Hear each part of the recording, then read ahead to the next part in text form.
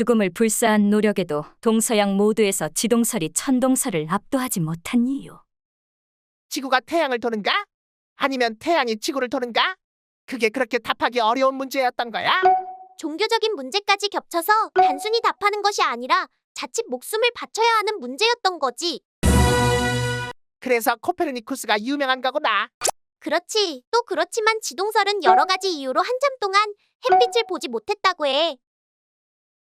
구독, 좋아요 해주세요.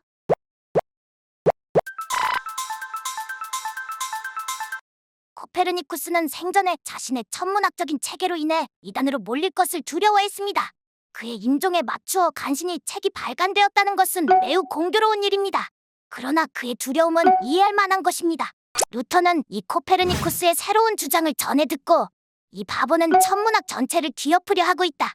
그러나 거룩한 성경은 여호수아가 멈추게 한 것은 태양이지 지구가 아니었다고 우리에게 가르쳐준다 라고 했습니다. 이렇게 종교개혁을 이끌었던 루터나 다른 종교 지도자들은 여전히 과거의 신념에 매달리고 있었습니다. 그의 인식론적인 전환을 더 자세하게 이야기한 사람은 바로 철학자 칸트였습니다. 칸트가 철학에서 이룩한 인식론상의 전환은 자연과학에서 코페르니쿠스가 이룩한 전환과 아주 비슷했습니다.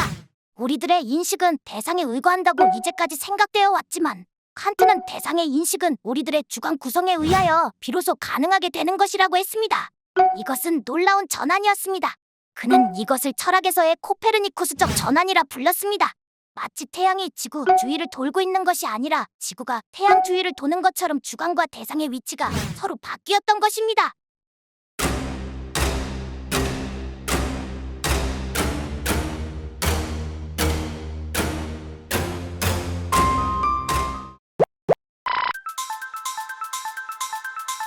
코페르니쿠스가 지동설을 말하게 된 결정적인 계기는 과학적인 발견에 의해서가 아니라 심미적이고 형이상학적인 관심 때문이었다. 사실 천문학의 아마추어였던 그는 이전까지 전해오던 지구중심설인 프톨레마이오스의 모형을 놓고 생각하다가 그 모형이 상당히 복잡하다고 느꼈다. 전지전능하신 신은 프톨레마이오스가 주장하는 것처럼 우주를 그렇게 복잡하게 만들지 않았을 것이라는 확신을 했다고 한다. 그러면서 성스러운 신전을 비추어주는 촛불을 어디에 놓아야 전체를 동시에 비출 수 있을까를 고민했다. 그곳은 당연히 중앙이 아닐까 생각했던 것이다. 곧 태양을 중심에 두어야 빛이 골고루 비추어지지 않겠느냐는 것이다.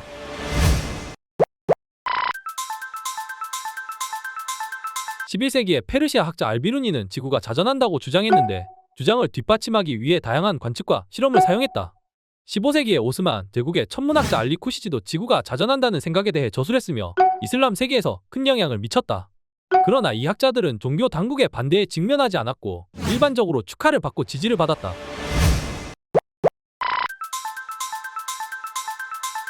중국의 경우 지구의 자전과 공전을 언급한 기록이 남아있다.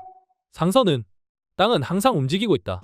그것은 마치 사람이 배 안에 앉아있으면 배가 움직이고 있어도 그것을 깨닫지 못하는 것에 비유될 수 있다. 라는 대목이 보인다. 해와 달은 실제로는 동쪽으로 가고 있지만 하늘의 운동에 끌려서 서쪽으로 지는 것이다. 라며 자전과 공전에 대해 언급하고 있다. 케플러가 힘들게 발견했던 타원 궤도도 중국에서는 이미 3세기 때 장영에 의해 파악되고 있었다.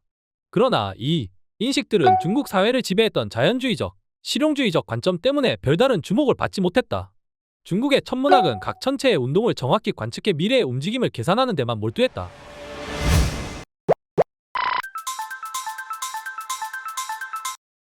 케플러 말이 나와서 말인데 천체의 궤도 역시 원운동을 한다고 오랫동안 믿어왔다고 하더군요.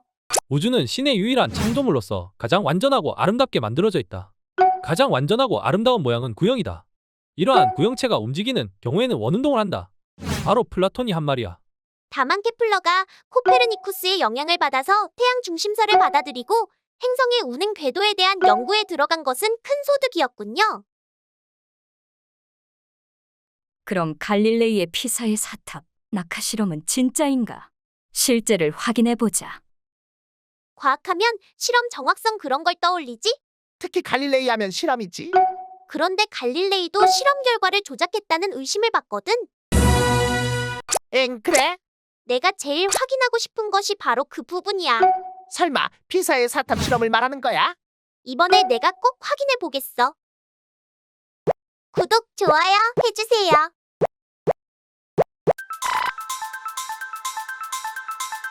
갈릴레이는 베네치아 공화국에 속하는 파도바 대학에서 18년을 보내고서 내 일생의 가장 행복한 시기라고 회고했습니다. 그 이전에 코페르니쿠스는 5년 동안 파도바에서 의학을 공부한 인연이 있습니다. 당시 갈릴레이를 유명하게 만든 것은 바로 피사 사탑에서의 낙하 실험이었습니다. 아리스토텔레스는 물체를 높은 곳에서 떨어뜨리면 무거운 것은 가벼운 것보다 훨씬 빨리 떨어진다고 했지만 갈릴레이는 이 말에 의문을 품고 직접 높은 곳에서 무거운 공과 가벼운 공을 떨어뜨려 시험을 해보려 했습니다. 그 실험이 바로 피사의 사탑에서 이루어진 것입니다. 피사의 사탑은 피사 대사원의 종로로 12세기에 착공되었는데 높이가 무려 180피트나 됩니다. 또 피사의 탑은 위험해 보일 정도로 기울어져 있어 꼭대기 부분은 연직선으로부터 14피트나 밖으로 나와 있습니다. 탑이 기운 사정도 있지만 낙하 실험과 연관지어 보면 아주 그럴듯한 설정이 됩니다. 갈릴레이는 사탑의 긴 나선형 계단을 올라가 7층 화랑에서 100파운드의 공과 1파운드의 공을 똑같이 떨어뜨렸습니다. 수백 명의 교수와 학생 관중들은 두 공이 동시에 땅에 떨어지는 단 한 번의 소리를 들었을 뿐입니다. 이것 역시 꾸며낸 이야기일 가능성이 많습니다. 사탑 실험은 갈릴레이를 열렬히 흠모했던 만년의 그의 애제자 비비아니가 쓴 갈릴레이 전기에 처음으로 등장합니다. 다른 이들이 이렇게 일화를 만들어낸 것은 박해받은 과학자를 동정해서였을 가능성이 높습니다.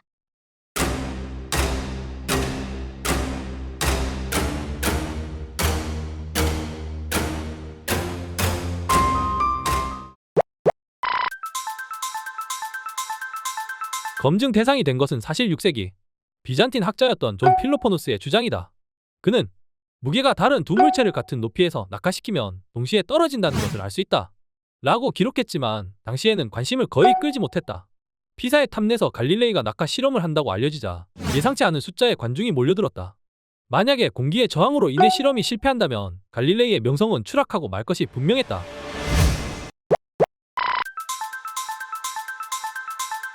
피사의 사탑 위에서 똑같아 보이는 두 개의 공이 떨어졌다. 하나는 나무로 만든 100파운드 공이었고 다른 하나는 1파운드의 떡갈나무 공이었다. 갈릴레이는 실험 실패라는 만약을 준비했다. 사탑에 올라간 사람은 갈릴레이 자신이 아닌 그의 친구였다. 사실 중력 실험을 처음 행한 사람은 네덜란드의 수학자이자 물리학자였던 시몬 스테빈이었다. 1586년 스테빈은 질량 차이가 10배인 납굿을 두 개를 9m 높이의 탑에서 떨어뜨렸고 구슬들이 바닥에 떨어지는 소리가 거의 동시에 들렸다는 기록을 남겼다.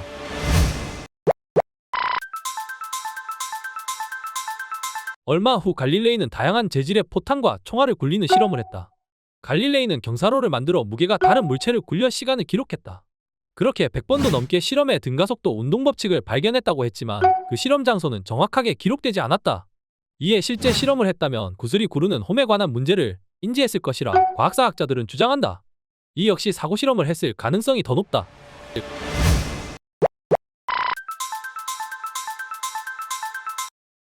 결론적으로 낙하 실험 자체는 있었다고 볼 수 있겠습니다. 그렇지만 오히려 사고 실험으로 더 잘 증명했다라고도 하지. 사고 실험이요? 먼저 아리스토텔레스의 생각대로 무거울수록 더 빨리 떨어진다. 고 가정하고 2kg 물체 A와 1kg 물체 B를 떨어뜨린다. 그러면 가정에 의해 A가 B보다 빠르게 떨어질 것이다. 다음으로 이 두 개의 물체를 끈으로 묶어 떨어뜨리면 A는 B보다 빨리 떨어지므로 A에게 있어 B는 브레이크의 역할을 하게 돼서 원래 A가 갖고 있던 속도보다 늦게 낙하해야 한다. 그러면 물체 B, 물체 A 플러스 B, 물체 A 순서로 낙하 속도가 높아질 것이다. 그런데 물체 A 플러스 B의 무게는 3kg이므로 가정에 의하면 셋 중에서 가장 빨리 낙하해야만 한다. 이는 최초의 가설에 잘못이 있기 때문에 생긴 모순이다. 이렇게 아리스토텔레스 주장의 문제를 증명하는 것이지. 대통령의 요리 레시피가 발견되면서 시작된 요리책을 둘러싼 모험. 주의회 업데이트 예정. 동양에서는, 아니 우리나라에서는 갈릴레이의 지구는 돌았는가? 넌 분명히 잘 모르겠지만 2001년에 우리나라에서 발견한 소행성 94400에게 홍대용이라는 이름을 붙였지. 그래? 새로운 우주관을 제시한 조선 후기 과학사상가로 전통적 우주관을 극복해 지전설과 무한우주의 개념을 제시했고 다양한 천문이기를 제작했다. 그래서 홍대용을 통해서 우리나라에도 갈릴레이가 있다는 것을 보여주겠어. 구독, 좋아요 해주세요.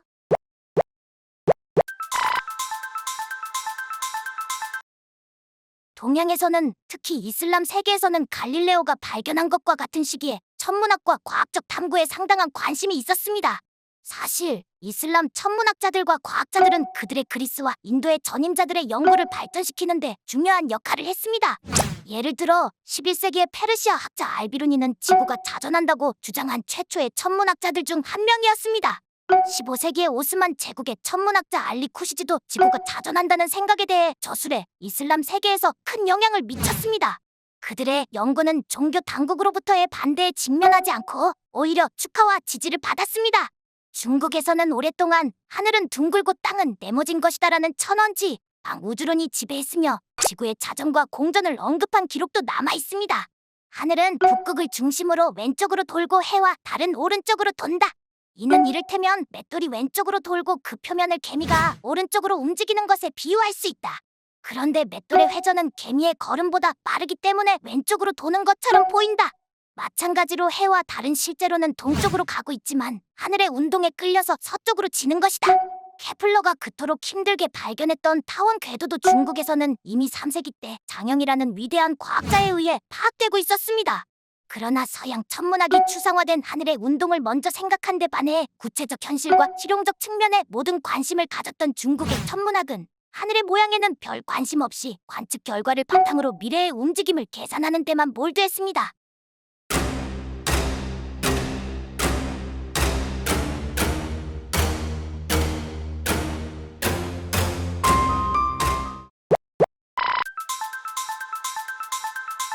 홍대영의 천문학에 대한 고민은 36세 때인 1765년 중국에 감으로써 어느 정도 해소되게 됐다. 당시 베이징은 새로운 천문학의 보고였는데 홍대영은 그곳에서 세계관을 뒤흔드는 경험을 했다.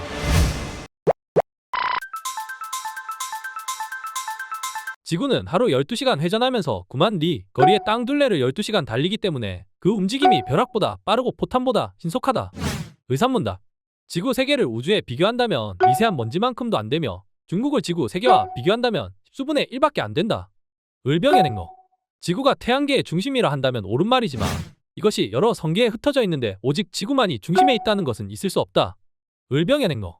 이런 그의 대표적 어록을 보면 상당한 지식을 중국에서 얻은 것을 알 수 있다.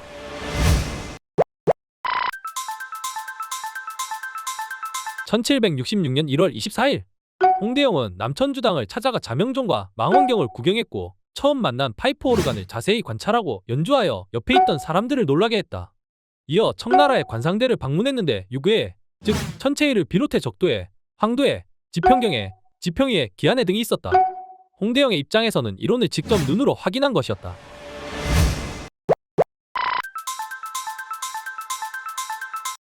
홍대영은 운동의 상대성을 인식했다고 평가되지. 또 지구가 빨리 도는데도 우리가 잘 모르는 것은 워낙 넓기 때문이라고 생각했지. 실제로 홍대용은 천문학에 정말 열정적이었더라고요. 중국에서 가져온 여러 물건을 보관하기 위해서 아예 자기 집 남쪽 연못 한가운데에 작은 천문대를 만들기도 했습니다. 가히 조선의 갈릴레이라고 할 만하겠지. 그렇다면 떨어지는 사과로부터 만유인력을 알아냈다는 뉴턴의 사과는 어디까지 진실인가? 역사적으로 손꼽히는 세 개의 사과 이야기가 있어. 맞춰봐. 이브의 사과, 뉴턴의 사과, 그리고 화가세잔의 사과. 맞지? 오호, 좀 아는데. 그런데 뉴턴의 사과는 갈릴레이의 피사사탑 실험만큼이나 진짜인지 꾸며낸 이야기인지 논쟁이 많은 이야기야. 사과가 떨어지는 것을 보고 만유인력을 알아냈다는.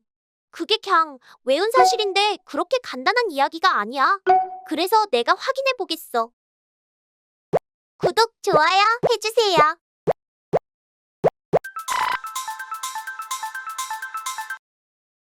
자연과 자연의 법칙은 어둠 속에 묻혀 있었다. 신이 말하기를 뉴턴이 있으라 하자 모든 것이 밝아졌다. 영국의 신 알렉산더 포프는 시로 이렇게 뉴턴을 치켜 세웠습니다. 갈릴레오 갈릴레이가 사망한 1642년 영국의 링컨셔주 올드소프에서 한 아이가 태어났습니다. 마침 크리스마스였는데 아이의 이름은 아이잭 뉴턴, 몸무게가 2kg도 채 안 되는 미숙아였습니다. 뉴턴은 24세 이전에 미적분학을 고안하고 빛의 스펙트럼을 발견했으며 중력이론을 저술했습니다. 전원에 따르면 뉴턴은 중력 개념을 나무에서 떨어지는 사과를 보고 떠올렸다고 합니다. 역시 평범한 사건으로부터 복잡하고 보편적인 법칙을 추론해냈다는 사실은 그가 천재였다는 확실한 증거입니다. 1687년 그는 프린키피아라는 이름의 자연철학의 수학적 원리라는 책을 출간했습니다. 뉴턴은 우주의 구조와 행성의 운동을 설명하고 태양과 행성, 달의 질량을 계산했습니다. 콜럼버스와 마젤란은 지구가 구형임을 증명했다면 뉴턴은 지구가 완전한 구형이 아니라 타원형임을 증명했습니다. 마르코폴로나 콜럼버스가 세상에 대한 지리적인 시야를 확대시킨 것처럼 뉴턴은 하늘의 유성에서 뒤뜰의 사과나무에 이르기까지 모든 물체를 지배하는 물리적인 힘에 대한 인류의 지식을 만들어낸 선구자였습니다.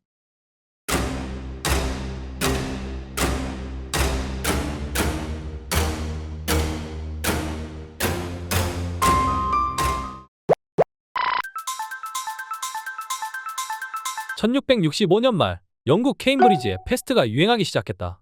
학교는 문을 닫았고 그래서 뉴턴은 고향 울즈소프로 내려갔다. 이 당시가 나의 발명을 위한 인생의 봄이었기 때문에 과거 어느 때보다도 수학과 철학에 몰두했다. 그의 회상처럼 뉴턴은 학교가 다시 문을 열 때까지 약 1년 반 동안 고향 울즈소프에서 연구에 전념했다.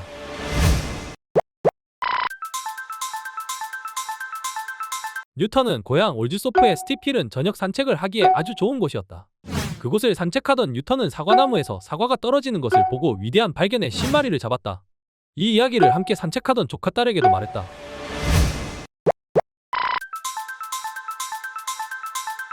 뉴턴이 푼 문제는 갈릴레이가 입증한 물체가 지구의 중심 쪽으로 끌려간다는 사실, 케플러의 유성의 타원형 궤도 순환 등이 일어나는 근본적인 이유를 설명한 것이었다. 그렇기 때문에 단순히 사과가 떨어진다는 정도가 아니라 사과는 나무에서 떨어지는데 왜 다른 궤도에서 떨어지지 않는 걸까? 라는 것이 실제 그의 의문이었다.